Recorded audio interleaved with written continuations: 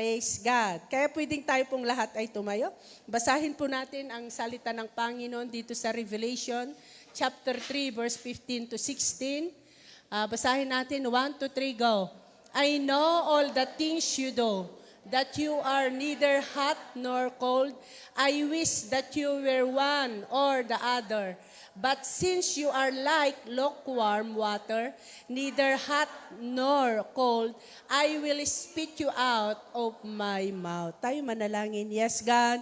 Patuloy ho, Diyos, na kami po'y nagpapakumbaba, nagpapasakop sa iyo, Diyos. Kinikilala po namin ang kawalan namin, ang limitation namin, O Father God. Kaya Lord, I ask God na patuloy na manahan ka sa bawat isa sa amin. Give us wisdom, O God. Yung wisdom mo, ilagay mo sa aming mga kaisipan para sa ganun, O Diyos, maunawaan po namin ang bawat mga salita mo na pangungusap mo sa bawat isa sa amin. Kasangkapanin mo lamang ako, O Diyos, bilang servant mo, Lord God, na labasan ng iyong mga salita na nais mong sabihin sa mga anak mo, O God. Sa bawat isa sa amin, O God, including me, mangusap ka, O Diyos.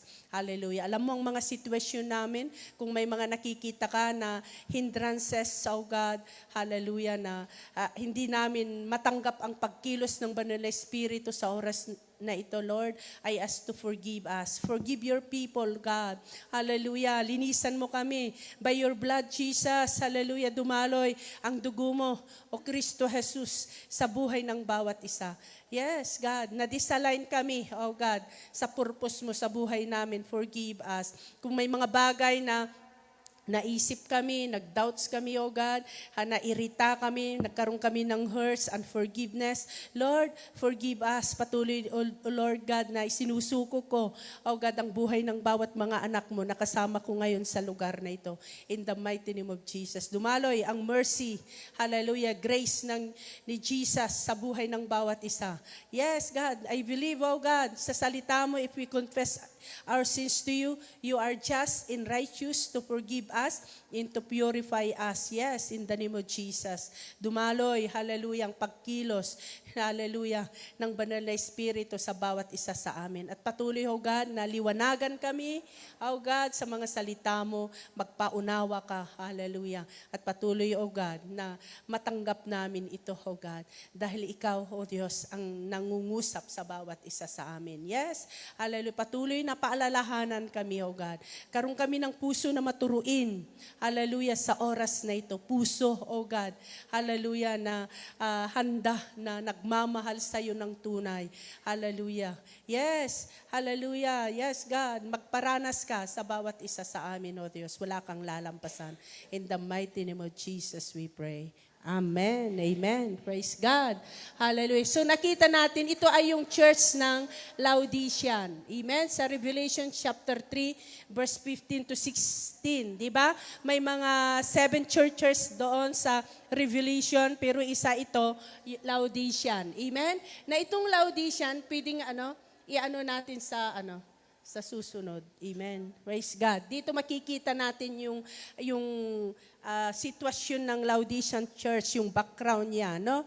Yung Laodicean ay salat sila sa tubig. Mayroon silang umaagos na tubig, pero mainit doon. Amen. Pero pag umagos na, pag dumating na doon sa lugar nila, sa kanilang lugar, ito ay churches, Amen? Hallelujah. Ay nagiging lukewarm na. Amen? Yung supply ng water sa kanila. Amen? Pero itong Laodicean church ay may hot spring nga sila, di ba? Pero pag dumating na sa kanila, ay lukewarm na, hindi naman malamig o mainit. Kasi ang inano dito ang lukewarm parang walang silbi sa harapan ng Panginoon ang lukewarm. Amen? Pero pag hot ka kasi, pwedeng magamit iyan sa kagalingan ng katawan, di ba? Pag ano naman, pag cold, amen, yung malamig, di ba, pag mainit ang panahon, nakaka-refresh, parang ganon. Nagigising, nakakagising, nakaka-refresh. Ayan. Kaya yan ang mga inaano niya dito na salita ng Panginoon. Amen? Pero dito sa Laodicean Church, alam nila mayaman sila, di ba? Sabi niya kanina sa binasa natin, amen? Pero anong sabi ng Panginoon, alam ko ang iyong mga ginagawa. Ang alam nila, mayaman sila dahil dito sa lugar na ito, mayroon silang mga commercial, bank center, wool industry, and medical school. Dito na yung mga krima para sa ng mata. Amen. So, ang alam nila, self-sufficiency sila. Sapat sila sa lahat ng kanilang mga pangangailangan. Amen? Pero, anong sabi ng Panginoon sa kanila? You say, sabi ng Panginoon, I am rich. Yan. You say, I am rich. Sinasabi nyo na kayo'y mayaman. I have acquired wealth and do not need anything. Amen? Wala na akong kailangan. Yan, ang ng Laodicean Church. So, tayo, we are a church. Alam ba ninyo, ang church na tinutukoy ay number 1 tayo, personally. Di ba? Nung sabi niya sa 1 Corinthians 3:16, we are the temple of God. Amen? So, tayo ang kinakausap. Pero, Laodicean Church. Amen. Alam nila, mayaman sila, wala na silang kailangan. Pero anong sabi ng Panginoon, dahil alam niya ng Panginoon ang kanilang mga ginagawa, but anong sabi ng Panginoon, but you do not realize that you are rich, pitiful, poor, blind, and naked. Kawawang-kawawa kayo. Walang-wala kayo. Kaya pagbasahin mo sa ibaba, sasabihin din ng Panginoon, ang counsel ng Panginoon ay to buy from me. Bumili kayo ng gold na refined in the fire. Yung totoong gold. Amen? So you can become rich para yumaman kayo. Amen? And white clothes to wear. Ang alam nila, dahil nga sila ay may commercial, marami silang mga pero anong sabi ng Panginoon, bumili kayo sa akin. Amen? Para matakpan, makover yung sinful nakedness ninyo. Amen? And salve, yung ng mata. Amen? To put in your eyes so you can see. Amen? Those whom I love, I rebuke and discipline, so be earnest and repent. Amen? So, kung minsan, ang alam natin, lahat ng mga pangangailangan natin, pag i-apply natin sa buhay natin ngayon, alam natin kasi maganda na ang ating trabaho. Nabibili natin ang lahat ng mga gusto natin. Mga ganon, no? So, kagaya ng mga amo natin, pag sinisiran natin, parang tignan ka pataas hanggang no? Di ba? Kasi sila, ikumpara mo yung sarili mo na nagsasabi na ang Diyos ay mabuti, ay paano mabuti ang Diyos sa'yo? Ganyan ka, katulong ka lang, parang gano'n, no? So ngayon, tayo naman, parang feeling natin kasi nasa Spain na tayo, magandang trabaho, kumpara mo sa iba, ay sapat na, no? Wala na akong kailangan, mga gano'n. Para nakilalanin ko ang Diyos, mga gano'n. Di po ba? Pero alam ba ninyo, sa harapan ng Panginoon, alam niya ang lahat ng ating ginagawa. Wala tayong may tatago. Lantad tayo sa Panginoon. Di po ba? Dahil siya ang lumalang sa atin. Ang Diyos lang ang nakababasa ng ating mga iniisip. Di po ba? Amen? Hallelujah. Walang nakakaalam kung sino tayo maliban ng Diyos at ako. Amen? Hallelujah. Kaya ang sabi ng Panginoon, those whom I love, I rebuke in discipline. So be earnest and repent. Ang gusto ng Panginoon, magpakumbaba tayo sa Kanya. Ang gusto ng Panginoon, makilala natin siya, na siya ang nagmamay-ari ng lahat-lahat. Wala tayong may pagmamalaki. Kaya kung palagi kong sinasabi na kung alam lang natin talaga ang original, kaya napakapalad natin kasi binuksan ng Panginoon ang ating spiritual eyes. Can you imagine? Spiritual ears para marinig natin ang salita ng Panginoon. Yung spiritual na pangunawa natin. Napakapalad natin. Alam ba ninyo, kung minsan naawa ako sa mga tao na napakayaman nila. Sabi nga ganun sa news, di ba? Yung mga sinong nanonood ngayon sa atin, yung viral na news ngayon, yung mga ng construction, di ba? Ang gaganda ng mga skutsi nila. No? Pero sila ang number one pala na kurakot sa ating bansa. Ang yaman pala ng ating bansa. Di po ba? Pero napupunta lang sa kanila. Can you imagine? Ha? Bakit yun? Alam ba ninyo, pag pinag-aaralan natin, ano ang batayan ng mayaman? Para masasabing mayaman ka. Di ba walang limitasyon yung mayaman? Bakit? Kasi 20 daw ata na luxury na kutsi, di ba? Bakit hindi sila nagkukuntinto? Hindi sila masaya. Di ba? Kung sasabihin mo na kung mayroon kang 3 kutsi, masaya ka na. Di bumili na lang tayo ng kutsi, di ba?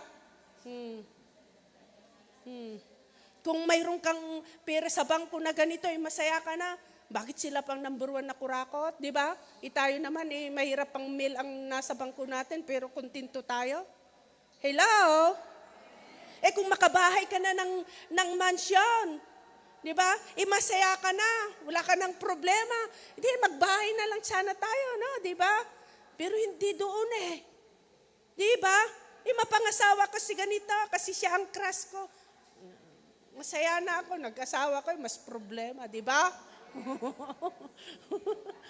Di ba? Kaya wala doon ang yaman. Wala doon ang kasiyahan. Totoo, hindi. Amen? Kaya hindi doon. Pero anong sabi ng Panginoon? Alam ko ang inyong ginagawa. Kaya ang inaano ng Panginoon, bumili kayo sa akin. Kaya alam ba ninyo, napakahalaga. Alam ba ninyo, ang kaligtasan, libre. Di ba? Anong sabi niya sa Romans chapter 6, verse 23? Ang kabayaran ng kasalanan ay kamatayan. Impyerno yon. Ngunit, yan ang pag-asa. Ang regalo ng Diyos ay buhay na walang hanggan. Sa langit yun. Amen? Regalo ang kalangitan. Amen? Libre, pero hindi cheap. Naniniwala kayo doon? Hindi cheap ang inihahanda ngayon ni Jesus na pinangako niya sa John chapter 14 na inihahanda niya ang ating mga mansion doon. Amen? Praise God. Hallelujah. Kaya nung sabi dito, amen, bumili kayo. Mayroong step, mayroong moving. Mayroong, gagawin tayo. Amen? Praise God. At doon, na doon na earnest and repent. Amen? Praise God. Hallelujah. Yan ang hinihintay ng Panginoon sa atin. So, dito makikita natin na yung salitang, balikan natin sa sa una, yung verse kanina, I know all the things you do, sabi niya sa Laodicean church, that you are neither hot nor cold. Hindi naman kayo hot, hindi naman kayo cold, sabi niya. I wish that you were one or the others. But since you are like lukewarm water, maligamgam. Ibig sabihin, ganito ang natin, lahat tayo anak ng Diyos. Tayo nandito na lahat dahil tinanggap na natin si Jesus, di ba? Lahat tayo ay, ang purpose ng Diyos sa atin, sambahin siya, ayusin niya ang ating buhay, mamahalin niya tayo, isusupply niya ang lahat ng ating pangangailangan. Yan mga pangako ng Panginoon. Pero ang kondisyon ng Panginoon, kumusta ang ating pagsunod? Kumusta ang ating pagsamba, pagkilala sa Kanya? Kaya kung minsan, ang tinutukoy na lukewarm ay ganito. Pag Linggo, Christian. Pag Lunes na, Martes na, no. Ayan na. Di ba? Kaya ganyan. Di ba? Ang buhay natin ay journey. Amen? Journey, patungo sa destination natin. Dalawa lang ang destination natin. Lagi kong sinasabi ito, langit o impyerno. Pero kaya tayo nalagay dito sa mundo, grace lang ng Panginoon ito to choose. Kaya ang buhay natin, series of choices hanggang makarating ka sa destination mo. Mamimili ka. No? Pagising mo pa lang, namimili ka na. Sa ano ang pipiliin mo? Babangon o magtulog-tulugan? Di ka naman na makakatulog yan eh. Di ba? Kasi gising ka na. Kaso lang, kailangan bumangon. Amen? Kaya ang pinipili natin, good or bad. Ganun lang.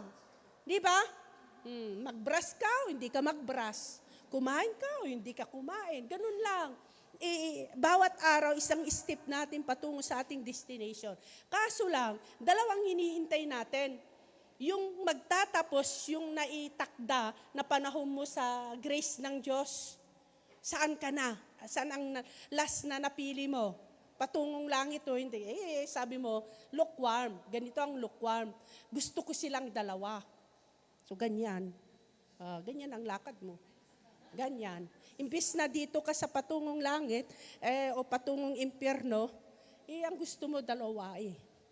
So sa linggo, ay gusto mo magsamba. Pero pag nasa Miyerkules ka na, kalagitnaan na yun, nanlamig ka na, so ganyan na. Baka ganyan pa, papuntang impyerno. Mas maganda yung ganyan ng konti, no? Pero alam ba ninyo, kahit ganito, ayaw pa rin ng Diyos. Gusto niya, maging sure tayo.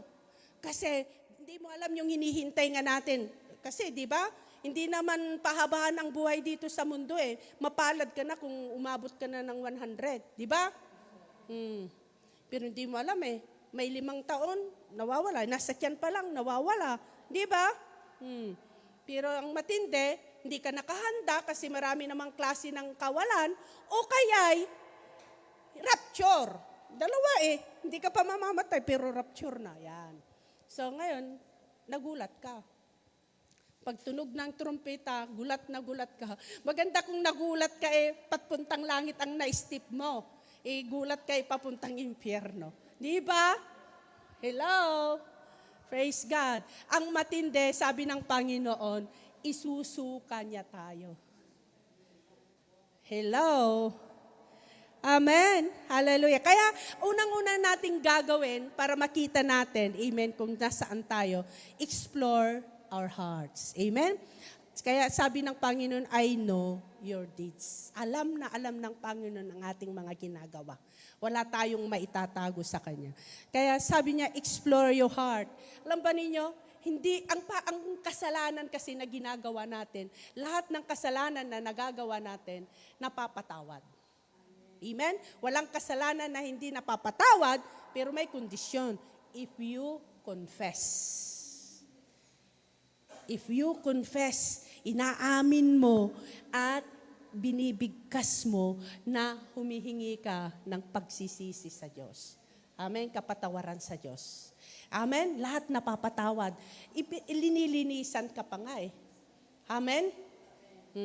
Lalo na tayong mga anak ng Diyos. Amen? Kasi 3 ang klase ng kasalanan. Yung unang kasalanan, yung mana natin kina Adan at saka iba, kaya nandito tayo. Kaya namatay nawala yung image natin sa Diyos. Ang Diyos ay spirito, banal, matuwid, ayan, eternal. Kaya nagkaroon tayo ng kamatayan. So inilagay tayo dito as a grace of God kasi kung nasa Garden of Eden tayo, kung nandun tayo, baka makakain pa natin yung eternal na tayo na pang-impyerno, no? So inilagay tayo dito, then tinuturuan tayo ng Panginoon para kilalanin siya. Amen. Hallelujah. Kaya look within. Examine your heart and motive. Amen. Kaya may dalawa ang dapat nating gawin. Yung tema natin ay all in. Ibig sabihin, all lahat na papasok tayo sa kalooban ng Diyos. O may mga kailangan nating i-all out. Amen. Yung mga isusuko natin sa Diyos, alisin sa ating mga buhay. Kaya nga, para alam mo kung ano ang mga kahinaan pa natin, Amen? Kasi yung pangalawang kasalanan natin, ang katugunan ng ating kasalanan kina Adan at saka iba, yung pag tinanggap natin si Jesus as our personal Savior and Lord, tayo ay nalinisan na mula sa kasalanan sa dugo ni Adan at saka iba. No? Pero, ang pangalawang kasalanan, yung mga ginagawa na natin ngayon, na hindi natin iniaayos sa Panginoon. Hello? Tignan mo yung katabi mo. Ha? Di ba hindi siya mabait? Kaya wag kang maghanap sa kanya. Di ba? Walang mabait. Walang perfect sa atin. Amen? Nakakasakit ka sa iba at ikaw rin na sasaktan ka rin sa kanya. Amen? Kaya walang sisihan. It is your choice kung huminto ka sa paglilingkod sa Panginoon. Huwag mong sasabihin, kasi si leader ko. No. It is your choice.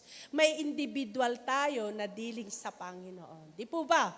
Amen? Hallelujah. Kaya look within, examine your hearts and motives. Kaya nga si King David, napakagandang example si King David. Di ba? Mula bata siya, kalugod-lugod siya sa Panginoon. Amen? Dahil worshiper siya.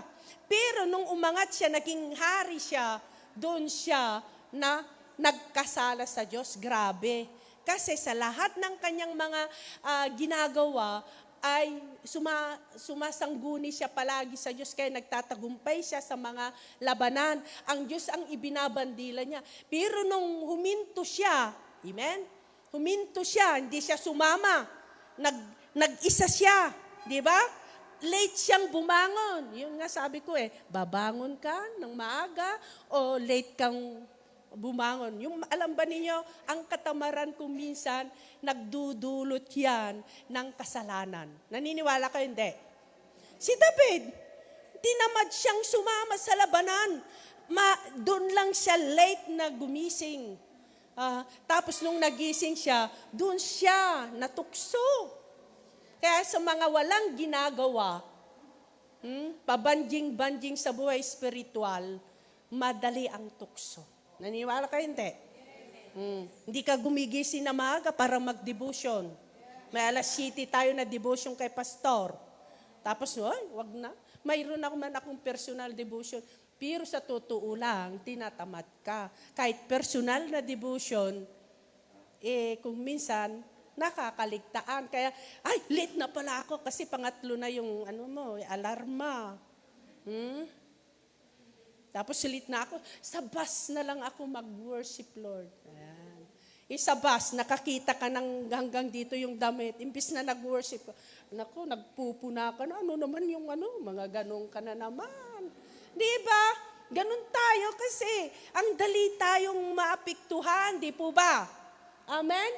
Praise God. Kaya sabi ni Salmista David, can you imagine, kahit napakalaki yung kasalanan niya, dahil kung basahin mo sa Psalms chapter 51, doon niya kinilala ang Panginoon na Diyos na nakakaalam ng lahat-lahat. Kaya sabi niya sa Psalms 139 verse 23, basahin natin, search me, O God, and know my heart, test me and know my anxious thoughts.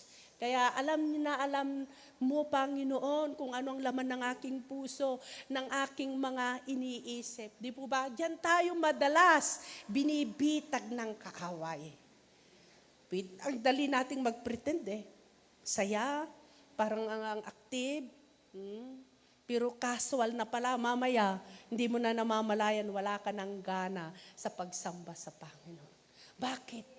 Kasi hindi ka nagpapasearch sa Panginoon. Wala ka ng panahon personal. Naging casual na lang ang pag-attend sa church. Ni Bible study nga nagrarason ka na. Hello? Hallelujah. God sees our true spiritual temperature. Honest self-assessment is the first step toward revival. Ask yourself if your passion for God is still the same, colder, or warmer than before. Naghahanap ang Panginoon. Yung first love natin, kung gaano tayo dati kainit sa paglilingkod sa Panginoon. Amen? Praise God. Kaya napakaganda na look within. Examine our hearts daily, in every moment. Amen? Pangalawa, look out. I-consider mo, kung, di ba yung ano natin, yung vision natin na binasa kanina, na we must be a spiritual impact tayo. Hindi tayo impacto. Huwag mong dagdagan ng impact. Yung pananalita, yung pananamit, yung mga decision mo sa buhay, nag-i-impact ba sa iba? Amen? Anong sabi dito sa James 1:22? Do not merely listen to the word and so deceive yourselves. Do what it says. Yung mga tao daw na nakikinig lang sa salita ng Panginoon pero hindi ina-apply. Ibig sabihin, nagrarason ka. Totoo ba? Alam mo pa kung paano mo alam na hindi mo ina-apply ang salita ng Panginoon, pero ang dami mo nang alam, nauunawaan mo na. Paano ko alam yung pastora na hindi ko ina-apply? Ganito yon. Ngayon, halimbawa, narinig mo na yan, yung verse na yan. Tapos, ang feeling mo ngayon, ay alam ko na. Walang new revelation na natatanggap mo ngayon na pangungusap ng Panginoon. Baka pulod na yung information mo sa isip. Kaya wala ka nang gana na makinig. Hello? Bakit? Bakit pulod sa isip mo ang salita ng Panginoon? Hindi na ilalagay sa puso, hindi na isasagawa, hindi na isishare sa iba. Nakakita na ba kayo ng bahay na may mga sira sila, halimbawa, nasira na yung microndas, pero hindi pa itinatapon, nasa bahay pa rin. Bumili, tapos 3 microndas na nandun, no? Tapos yung basura hindi tinatapon. Di ba? Pulod. Di ba walang payapa? Hindi ka mapakali pag nandun ka sa bahay. Di ba? Parang ang pwedeng anuhan lang ay, may nakita ko kasing ganyan na amo ko noon eh. Nung bago kami sa bahay na yon. Nako. Alam mo yung sopa lang at lamesa, ang pwedeng komportable ka na umupo. Kasi buksan mo yung mga niya sa kusina, yung cabinet, parang bagsakan ka na ng daming mga baso na plastic. Ganon. Kahit ng mga ng McDo nandun ipon, yung mga pinag-anuhan na bottle ng mga, alam ba niyo, yung mga tomato sauce, mga ganon. Nandun, Kaya ako lahat nagtapon. Hindi naman ginagamit ang mga ito, di ba, senyora? Pwedeng itapon. Yan. Sa kwarto nila, sa dami niyang gamit, naging kahit damit, mali-malita. Alam niyo, yung kama lang ang pwedeng pag-anuhan, wala kang pag-anuhan ng paa. Kaya sabi ko, pwedeng kalkalin ko lahat para Di ba? Parang ganun din yung isip natin. Hindi ka nag-share. Puro kinukuha mo, hindi mo nilalagay sa puso. Kaya ngayon, narinig mo na yung lukewarm, ay, alam ko na yan. Hindi ka na mapakali. Parang ayaw mo kinakausap mo ng katabi mo. Nag-iistorbo pa, no? O kaya gusto mong umihi, hindi mo alam ang iyong nararamdaman. Hello? Pag ganun ang nararamdaman mo ngayon, tama yon. Search me, O God. Yan. Amen? Yan. Nakikinig ka lang, pero niluluko mo ang iyong sarili dahil hindi mo ina-apply. Mahirap sumunod sa salita ng Panginoon. So live so your actions agree with your word. Walk the talk. Do you serve, love, forgive, and obey God joyfully? Kagaya ng mga parisyo. Di ba ang gagaling nila sa mga laws? Pero hindi nila alam ang nangyayari na nandyan na ang kanilang hinihintay na Misaya na si Jesus. Amen? Palagi silang nagre-rebuke. Pag nagtuturo si Jesus, ang yung alam lang nila, kasi napuno sila sa kaalaman, amen, patungkol sa laws ni Moises, hindi nila gini-give up yung mga nakaraan nilang katuruan. Hello, mayroon tayo kung minsan di ba? Dahil ang dami mo nang alam na salita ng Panginoon, yung mga bagong katuruan na ngayon, parang hindi ka na interesado. Kaya pag nag-Bible study kayo, may sinasabi ang nagtuturo, ikaw naman gusto mong mag-share yung alam mo. Hindi wala kang natutunan na new revelation ng Diyos. Hello? Sabihin mo, kurutin mo yung katabi mo yung bilbil niya. Hindi ikaw yun. Amen? Hallelujah. Hindi ikaw yun. Praise God. Pangatlo, look around. Yan. Look around. See the people and things that influence you. Sino ba ang nag-i-influence sa'yo? Di ba? Hello? Salita ba ng Panginoon o salita mo o salita ng katabi mo? Amen? Kaya napakaganda na maging clear yung ating mga pinapakinggan. Di po ba?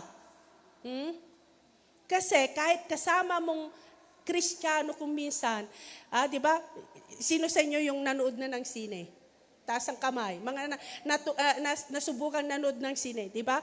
Kung sino yung mga nanood ng sine, sila rin ang nagkwikwentuhan. Kaso lang, may iba't iba silang napanood. Na kung minsan doon sila nag-aaway, ay, hindi ko nakita yun. Di ba? Mga ganon. Di ba? Hello? Kaya kung minsan, wag mong iano yung pananaw niya sa pananaw mo dahil may sarili kang sitwasyon. Amen? Sabi ng sinabi natin na may contribution na 20. Ay, ayaw kong kasi kung saan-saan. Pag may nagsabi sa'yo, hindi mo tutularan kasi ikaw, generous ka kung magbigay. Diba? Siya, ganun nga siya. Diba? Kaya nga, lahat tayo, may dealings tayo sa Panginoon. Huwag mo siyang pilitin kung ayaw niya. Pero ikaw, naunawaan mo kasi, kaya apply mo na kaagad. Naniniwala ba kayo na si Satan ay magnanakaw? Kaya kahit naunawaan mo ng salita ng Panginoon, kung, amen, hindi mo i-apply kaagad na nakawin ng kaaway. Kaya bukas, di mo na magawa. Kasi ang Holy Spirit, madaling magtampo yan. Kung hindi mo siya sinunod, dami pang mga mga nilikha ng Diyos. Di ba? Doon siya sasabay. Amen? Hallelujah! Kaya bad company, corrupt good character. Amen? What influences are surrounding you? Ano ngayon ang... Tignan mo yung katabi mo. Hello? Nakaka-bless ba? Sabihin mo, I'm blessed sa iyong buhay. Amen? Hallelujah. Are you being pulled toward God or away from Him? Yan. Ang kinakausap mo ba, yung sinasabi ba niya, nadi-discourage ka sa paglilingkod mo sa Panginoon o umaapoy, pwede kang dalhin sa pag-apoy? Hello? Kaya ang Panginoon, binibigyan niya tayo ng karunungan. Amen?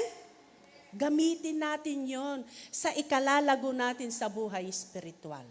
Kahit naging leader na yan, lahat tayo, ako rin. Amen? Pwede akong gamitin ng dyablo kung hahayaan ko anytime. Kaya nga bantayan natin ang ating puso. Kasi ang dyablo, nandyan lang parang lions para umaali-aligid sa atin. Para sirain tayo. Amen? Nakawin niya yung kaligayahan natin. Amen? Kaya tayo rin, di ba? Ako rin, binabantayan ko yung personal relasyon ko sa Panginoon. Amen? Praise God. Next. Look up. Yan. Seek God's guidance and perspective. Kaya ito yung palagi nating inano na Matthew 6:33, but seek first His kingdom in His righteousness, and all these things shall be added unto us. Kung gusto mong maging pagpapala, amen? Kung gusto mong matagumpay ka, seek God first. Amen? Hallelujah. Ganun ang Panginoon. Siya ang magiging priority natin. Amen? Are you seeking His presence daily? You need to keep your eyes on Jesus to stay on course. Amen? Kagaya ni Daniel. Di ba? mga kasama niya na mga leader ang nanlinlang sa hari, si Darius na hari sa kanyang kapanahunan. Amen? Para may layo siya sa Diyos. 'Di ba? Si Darius na gumawa siya ng revolto niya para doon lahat sumamba pagtunog ng nila, no? 'Di ba? Pero siyempre alam nila na si Daniel mapanalanginin, 3 beses siyang nananalangin sa isang araw. So si Daniel, kahit sinasabi nila na wag siyang sasamba sa kanyang Diyos, kailangan ang sambahin nila yung rebulto na ginawa, pero hindi niya pinakinggan. Amen? Ang ginawa niya, ginagawa pa rin niya yung ang Diyos na buhay ang kanyang sasambahin. Di ba? Hindi siya pinabayaan ng Diyos. Prinutiktahan siya. Bagamat siya inilagay sa layon, di ba? Pero, tignan ninyo pero hindi siya kinain ng layon kasi buhay ang ating Diyos. Amen? Kaya kung minsan kahit ipapahamak tayo, mga kapwa rin tayong Kristiyano, be wise. Kaya napakaganda yung relasyon natin sa Panginoon ay intimacy. Yung bang alam mo ang boses ng Diyos. Kilala mo yung boses ng Diyos. Ito pa'y ikagaganda ko sa buhay kong espiritual. Kahit alam mo na dati siya, pastura siya. Ngayon pala, tignan mo mamaya, hindi na siya nakakatayo dyan. Bakit? Kasi napalayo na siya. Wala nang nagpagamit sa kadyablo. Di ba? Tapos huwag kang si pastura nga wala na siya sa ministry. Tapos sasabihin mo, ako rin, kahit wala na ako sa ministry, okay lang. No, iba ka Di ba? Iba ka, ibang pagtawag mo. Kung siya hinayaan niya na ninakawan siya ng dyablo, ako, hindi ako. Ganon. Di po ba? Kasi mayroon tayong individual na dealing sa Panginoon. Amen. At ang ating Diyos na yan, mapagmahal, napakalaw ang kanyang grasya. Anumang mga mistake natin, agad tayong babalik. Ang lang niya, repent. Ang lang niya, magpabasag tayo sa Panginoon. Kasi walang kasalanan kung tayo lumalapit sa Panginoon na hindi niya tayo patatawarin. Ibabalik niya yung dati nating init sa Kanya. At hindi lang yan, papahalagahan ka niya, gagamitin ka niya ng higit pa sa iyong kaalaman. Amen? Hallelujah! Praise God! Kaya spiritual fire doesn't start with effort, it starts with encounter to God. Amen? Kaya napakaganda, bawat oras, pwede nating ma-encounter ang Panginoon. Dahil anak na tayo ng Panginoon Amen? Hallelujah! Kung hindi mo kaya, nandiyan ang mga leader natin, mga life group leader, sabihin mo lang, kung i-chismis ka, accountability niya. Di ba? At least ikaw, sumusunod ka sa salita ng Panginoon. Amen? Praise God. Pangalawa, evaluate your faith. Kumusta ang ating pananampalataya? Hello? Ang laman ng pananampalataya natin ay yung pag-trust at pag-ube sa Diyos. Diyan mo makikita kung ang pananampalataya mo ay tunay na lumalago. Kasi nagtitiwala ka sa Diyos Alam mo ang Diyos na alam niya ang kanyang ginagawa. Kaya pwede kang magtiwala. It depends sa iyong pananampalataya. Amen? Sa anong mga aspeto ng buhay mo, maging ang araw mo, maging ang lakas mo, itiwala mo sa Panginoon. Di ba? Lahat ng pangangailangan mo. Dahil pangako ng Panginoon, hindi niya tayo iiwan, ni hindi niya tayo pababayaan. You are neither cold or hot. Yan. Tignan mo, saan ang pananampalataya mo? Hot, cold, or lukewarm. Ibig sabihin, nakikita mo kung paano ang Diyos, ikaw ay ginagamit niya, napagkakatiwalaan ka. Amen? Praise God. Kaya i-compare mo ang pananampalataya mo kung saan ka. Hot, kagamit-gamit, nagbibigay apoy. Amen? Ano ba yun? Pag masakit yung tiyan, di ba? Ang gamot niyan hot, di ba? Pag naman yung lalamunan mo, nagdra-dry, di ba? Cold ang kailangan, di ba? Amen? Hallelujah. Kaya kagamit-gamit. Cold, spiritually distant, uninterested in God. Yun lang. Tapos yung warm, going through the motion, self-satisfied, half-hearted. Amen. Yung bang masasabi lang na Kristiyano, yan ang lukewarm. Naintindihan na ninyo yung explanation ko yung lukewarm. Hindi nakakalugod sa Panginoon. Kaya yung pagtawag ng Diyos sa ating living with conviction, accountability, passion, and purpose. Amen? Kaya may purpose ang Panginoon sa buhay natin na tayo ay daluyan ng pagpapala dahil tayo pinagpapala ng Panginoon. Yung bang magagamit yung buhay natin na may maliligtas. Napakaganda na ang bawat iniisip natin, pag may mga kaibigan tayo, talagang pinaplano mo na sila dalhin, ma-impluwensyahan mo sila, na dalhin sila sa Panginoon. At sa desire natin yan, ang Diyos ang gagabay sa atin. Huwag tayong matakot. Alam ba niyo, ang number one na kalaban natin kasi, in times, kaya hindi natin nagagawa yung i-share ang mayroon sa atin na kaligtasan. Amen? Dahil takot tayo na mapahiya. Yan ang number one. Ako noon, ganun ako eh. Totoo ba na Kristiyano na si Linda? Totoo ba nagbago na siya? Mga ganun. Kasi ibang pagkaalam nila sa akin nung high school ako. No? Pero salamat sa Panginoon, nung nagbaptize ako ng second year high school, lahat ng mga teacher ko, tinignan kung totoo na may picture akong nagbaptize na Kristiyano na ako. Kasi matindi kasi noon ako nung high school. Hindi nakikinig sa teacher. Amen. Praise God. Pero salamat sa Panginoon dahil siya ang nagbago sa akin.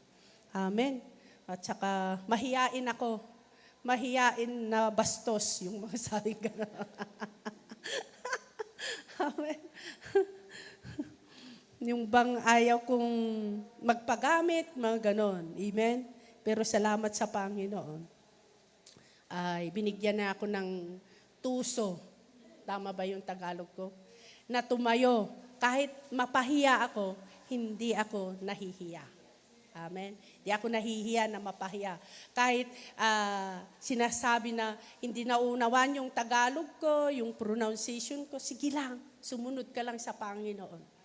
Bakit hindi ako marunong mag-pronounce kasi na maayos nung high school ako? Kasi, alam ni Sister Kunching yan. May kaklase kami na ang ganda yung pronunciation pala niya, yung pasilang-silang. Tinatawanan ko. Kasi ang alam ko, masyadong, social. Tinatawanan ko, ganun bang mag-pronounce? Ganun. Tapos pag English subject, nung high school ako, dahil players nga ako, ng volleyball, softball, hindi ako pumapasok. Di ba pwedeng mag-graduate ka na hindi ka pumapasok sa ayaw mong teacher? Pag players ka, schooler ka di ba?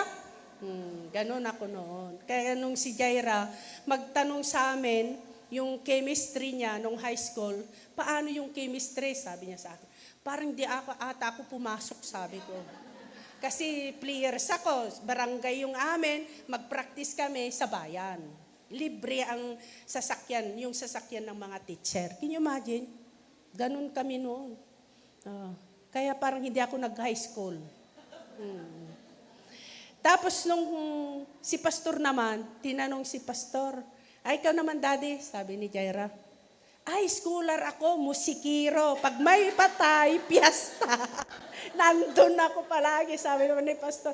Kaya parang hindi ko naisip yung chemistry, sabi ko. Kaya wala, hindi sila pwedeng magtanong sa amin kung ano ang chemistry. Di ba? Schooler din daw si pastor, sa bayan siya kasi nag-aral. Musikiro, di ba ang daming piyesta, ang daming namamatay. Di nandun. Kaya wala. Parihas lang kami. Pero pinagtagpo, yung ginagamit ngayon, di ba? Amen. Praise God. Kaya, saka ko lang ma-realize nung college na ako, mali pala yung pronunciation ko. Ang hirap. Ang hirap. Kaya, anong subject ang major mo? Sabi niya, Tagalog na lang. Huwag English. Tapos nung nasa Bible school na naman kami, may English na naman. Alam niyo, ang excuse ko na naman, sabi ko, nag-college ako, third year college, second sem ako, sabi ko, natapos ko na yung English na yan. Yan, wala na naman. Kaya doon ako sa kwarto, nag-aaral sila ng English, ako hindi. Pero nung napunta na ako ng Spain, ako doon na ako. Kailangan pala ng English dito sa Espanya, di ba? Wala na. Kasi nung nasa Bible school kasi ako, sa remote area ako, di puro Ilocano. Kaya nung dumating ako dito, hindi pa ako marunong magtagalog sa totoo lang. Amen? Pero, di ba, ang Diyos ay Diyos na mabuti. Above average, yung hindi mo kaya, ipapakita ng Diyos kung tayo'y sumusunod. Amen? Kahit mga karakter natin, dati, mataas tayo na magsalita, pero aayusin ng Panginoon lahat. Amen? Kaya ito, consider natin the consequence of being lukewarm. You say, I am rich and do not need a thing, but you do not realize that you are rich, pitiful, poor, blind, and naked. So, makikita natin yung displeases God. Yung mga ayaw ng Panginoon, ano yun? Self-deceive, no? Weak witness. Nahihiya ka na mag-evangelize. Na hindi ka nagiging witnesses ni Kristo. Ano? Amen? So, give up ka sa mga kasalanan. Talagang madali ka lang maakit na gumawa ng kasalanan. No? Yan ang mga ano. At saka yung reward. Mamimiss mo yung reward ng Diyos. Alam ba ninyo na may naghihintay na mga kuruna natin sa kalangitan? Amen? Yung mga pagpapala ng Diyos na lahat ng ating mga pangangailangan, isusupply niya. Amen? Kaya kung hindi tayo maging kalugod-lugod sa harapan ng Diyos, mamimiss natin ang mga yan. Amen? And then, yung ano naman ay, God is about to spit you out of His mouth. Sabi na dito, devout and firm. Yan, ano? Distant and hard. Yan. Confuses unbelievers. Nakukonfuse ang mga believers sa'yo kung ikaw Kristiyano, hindi. Kasi, hindi ka nagiging example sa kanila. Di po ba? Yung duming-duming. Iwan ko kung Ilocano yon, mabalin amin. Di ba? Nandun ka. Di ba? Hindi nakikita ang Christ-like sa iyong buhay. Kahit sa iyong pananalita. Di ba? Amen? Kaya nakukonfuse sila sa'yo. Kung Kristiyano ka o hindi. Misrepresent Christianity without passion for God. Kaya okay lang na umating ka paminsan-minsan. Yan ang mga ng lukewarm. Kaya ang Diyos talagang, di ba? Alam ba ninyo yung kwento na yung piging, nandito sa Poor Gospel yun. Ngayon ko lang naisip kasi. Yung kwento na, di ba yung mga talagang naghanda itong mayaman para sa mga inimbita niya. Kaso lang, nung araw na prepare na yung mga pagkain, yung mga inimbita niya, ang dami nilang excuses. Kakakasal ko lang, may kabibili akong baka, mga ganon. Kaya pwede ba sabihin mo na hindi ako makapunta, mga ganon.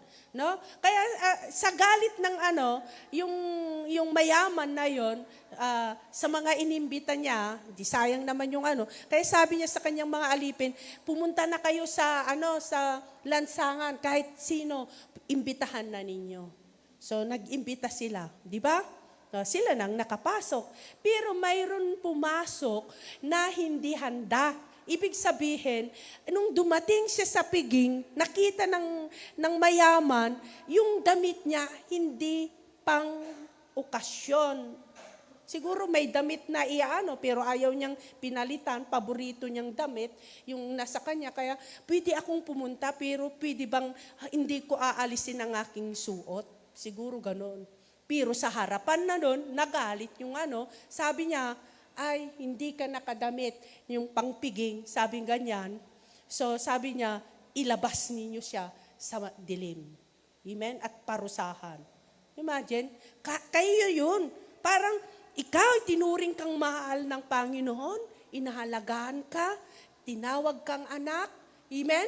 Sinusuportahan ka, pero may ayaw kang alisin. Kasi ang gusto ng Panginoon ay yung gusto niyang damit mo. na pangpiging. Amen? Damit pang Kristiyano. Di po ba? Hello? May mga nasa ating katawan na ayaw mong alisin. Mga ganon. No, di po ba? Kaya pagdating natin doon, hindi ka karapat-dapat. Sino sa inyo yung naghanda kayo? Sabi nyo, ang motif nyo, blue. Tapos dumating, orange yung damit niya. Siya lang ang napapansin sa lahat. Di ba? Gusto nyo yung ganon? Di ba ikaw na ikinasal? Nako. Di ba ayaw mo? Natignan. Kaya ang mahirap, buti ikaw, maunawain ka. Kaya okay lang, wag na natin siyang pansinin. Pero siya kapansin-pansin, orange. Di ba? Tapos, pero itong mayaman na ito, kasi Diyos na nakakaalam ng lahat-lahat. Diyos na hindi binibiro. Kasi serious siya. Amen? Kaya siya, anong ginawa niya? Itaboy. Yun. Parang yan. Pag lukewarm, itong mga ginagawa nila kasi without passion for God, you're more likely to compromise morally, follow cultural trends, and rationalize sin. Ayan. Amen? Rewards in heaven are based on faithfulness. So, isusuka. Yan ang mga taong isusuka ng Diyos. Na alam mo na ang totoo, pero dahil paborito mo, yun ang gustong-gusto mo na damit, ayaw mong paalis. Hello? Parang ganun lang nun. Amen. Kaya, napakagandang all out mo na lahat. Amen? Ang i-all in natin, yung ika-aayos ng ating buhay. Amen. Praise God. Then, conclude. Ayan, conclude, decide where you stand and commit to change. Amen? Kaya na, yun ang sabi ko, na ano yung yung decision mo ngayon, na gusto mong masaiyo na lahat, masaiyo na totally. Di ba? At ano yung mga dapat mong isurrender, i-out sa iyong buhay? Yung mga doubts, yung fear na mapahiya, kaya ayaw mong mag-evangelize, di ba? Ano pa? Yung kapkuriputan mo. Kaya gusto mo, kung palaging nililibre. Hello? Yung katamaran mo. Hello? Ano yung mga tamad natin na siyang umahad lang sa paglago espiritual? Tamad kang bumangon para lumuhod. Di ba? Tamad kang magpindot sa intersisore. Nandyan na nga. Join na lang. Di ba? Di ba? Tamad mo kang mikidyon. Ilang beses nagpaparing yung leader mo. Dami nang ipinos. Nag-thumbs up. Wala pa. Nagro-rules ka lang sa mga reels. Mamaya muna yung leader ko. Wala nang oras. Diba? Amen? So you can stay neutral forever? Yun bang gusto mo? Neutral ka lang? O choose this day, sabi ni Joshua, whom you will serve. Pero sabi ni Joshua, as for me and my house, we will serve the Lord. Amen? May concern ka ba sa pamilya mo? Alam mo ba, ang ating kaligtasan, there is a purpose. Iniligtas ka ng Diyos na mamahalin, aayusin para kagamit-gamit ka sa kaligtasan ng iyong pamilya. Hindi lang para sa iyo ang kaligtasan na yan. Hello? Kuritin mo yung katabi mo. Hindi lang para sa iyo ang kaligtasan na yan. Amen? I-share mo sa iba. The Laodicean church was lukewarm and called to repent. Yan. Kaya ngayon, ask natin sa ating sarili, will I remain passive in my walk with God? Yan ang tanong natin. Amen? Palagi ba ako kumukontra sa arrangement ng alignment ng Diyos? Hello? Alam ba ninyo? Tignan ninyo yung mga Parisiyo. Ang dami nilang alam na salita ng Panginoon. Sila ang nagamit para kumontra palagi sa mga teaching ni Jesus. Kaya kung minsan, tayong mga Kristiyano na rin, dahil sa kagalingan natin, kung minsan, tayo ang nagkukontrahan. Kaya kung minsan, yung mga bagong Kristiyano, nalilito sa atin. Ano ba yung church na yan? Ano ba yung life group na yan? Ang daming idea. Hello? Kaya nagtatagal kung minsan yung Bible study 2 oras dahil nagpipilitan kayo sa mga sagot. Totoo hindi?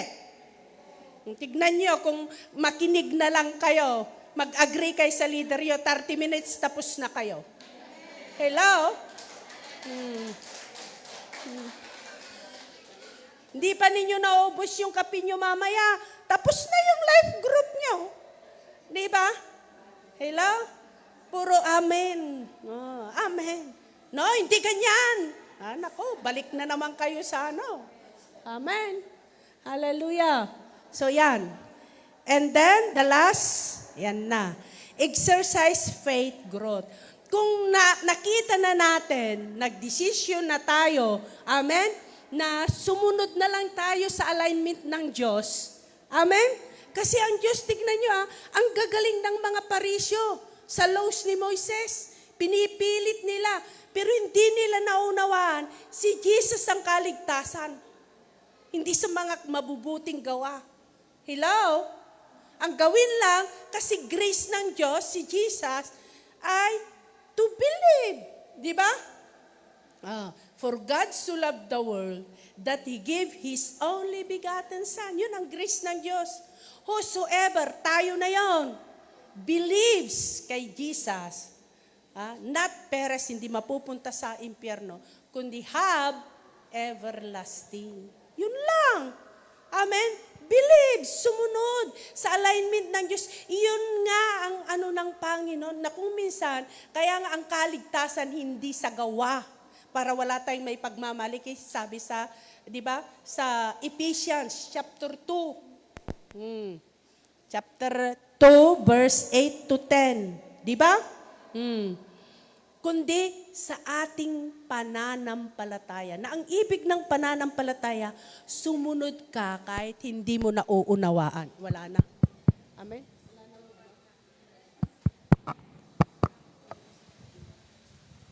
Amen. Wala rin. Hello? Wala.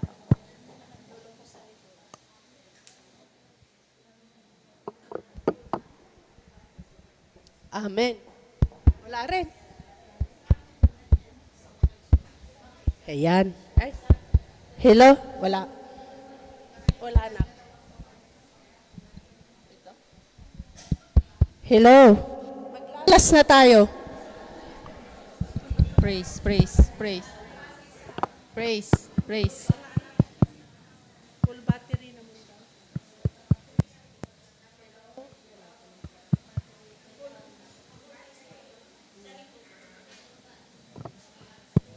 Wala.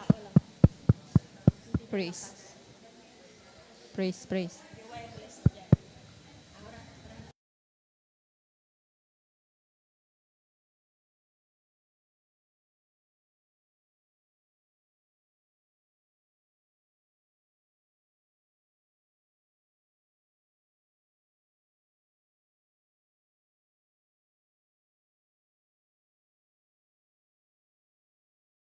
Amen. So, dahil nag-decide na tayo na magiging hot na tayo, amen, sa paglilingkod sa Panginoon. So, dito na yung last, exercise faith growth. Paano natin exercise yung paglago natin sa spiritual? Neither hot nor cold will spit you out of my mouth, sabi ng Panginoon. So, ngayon, nagdesisyon na tayo na maging hot. Paano natin exercise yon? Yung by prayer, by acts of kindness, amen? Sharing the gospel. Yan. And then prayer, fasting. Dagdagan natin. Worship. Yung bang pag-worship natin sa Panginoon, talagang tudubigay sa Panginoon at saka sa pakikinig sa salita ng Panginoon. Amen. And then pag ano naman tayo, na empower na tayo, magdidisipulo na tayo sa, kaya yun na, prayer, teaching, nagtuturo na tayo, nagmi-mentor na tayo, and then serving. Amen. Then sa Embrace Believers naman, yung Bible study, corporate prayer, Sunday service, care, and compassion. So, mayroon tayong ladder of success. Kaya yung palagi nating inano na, di ba, yung tinanggap natin si Jesus. And then, mag-pre-encounter, maano natin yung foundation of faith natin. Then, yung encounter God retreat na ginagawa natin, dito tayo mas lalong nai-equip. Amen? Dahil madi-deliverance tayo dito natin makikita yung tayo ay napakahina, kailangan natin talaga ang Diyos. And then yung post-encounter, dito natin napag-aaralan kung paano natin mamintin yung kalinisan natin sa harapan ng Panginoon. Then yung SOD, ito na. Amen? Hallelujah. Kaya nga ang purpose ng ating iglesia, yung ang Diyos ang una nating mahalin. Amen? Kasi kung wala tayong pag-ibig sa Diyos, how much more sa kapwa nating tao na lalo na mukha pa lang hindi ka ibig-ibig, di ba? Pero kung mahal na mahal natin ang Panginoon, walang mahirap sa ipinapagawa niya sa atin. Kahit hindi ka ibig-ibig, kahit parang ayaw mo siyang patawarin, napapatawad mo siya. Na kahit hindi siya humihingi ng tawad. Hello? Ha? Wag kang magpatawad na sasabihin kasi ng iba ay, papatawarin ko siya kung siya iluluhod sa aking harapan. No. Hindi maganda yun. Hello? Hindi ka naman Diyos. Di po ba? Kaya pwede tayong magpatawad sa palagi nating binibigkas na, Lord, kahit wala siya, pinapatawad ko siya. Yan. Pinapatawad ko siya. Hinuhugot mo yung sakit na itanim sa puso mo. Di ba? Hanggang makita mo, hi, sasabihin niyo, picky yan. Sige, sasabihin lang niyang pike, pero sa totoo lang ini-exercise mo yung paggrogo ng iyong pananampalataya. Natunay ang Diyos, Diyos na nagbibigay ng kapayapaan. Diyos na nagbibigay ng kaayusan. Amen? Ang unang inaayos ng Panginoon yung mga nararamdaman natin.